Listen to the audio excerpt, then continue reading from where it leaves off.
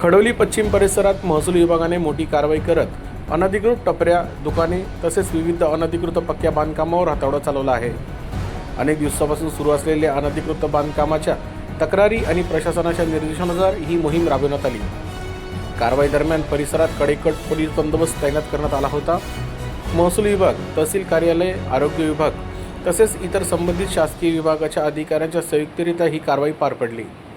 या मोहिमेदरम्यान तहसीलदार चव्हाण साहेब, महसूल विभागाचे अधिकारी व कर्मचारी, पोलीस अधिकारी आणि आरोग्य विभागाचे प्रतिनिधी उपस्थित होते। अनधिकृतरित्या उभारण्यात आलेल्या टपऱ्या, दुकाने आणि काही पक्क्या बांधकामावर यंत्रसामग्रीच्या सहाय्याने कारवाई करण्यात आली। प्रशासनाने स्पष्ट इशाऱ्यात सांगितले की शासकीय नियमाचे उल्लंघन करून उभारण्यात येणाऱ्या कोणत्याही अनधिकृत बांधकामावर यापुढेही कठोर कारवाई सुरू राहणार आहे। या कारवाईमुळे परिसरातील नागरिकांमध्ये विविध प्रतिक्रिया उमटल्या असून भविष्यात अशा प्रकारे अनधिकृत बांधकामांना आळा बसण्याची अपेक्षा व्यक्त केली जात आहे।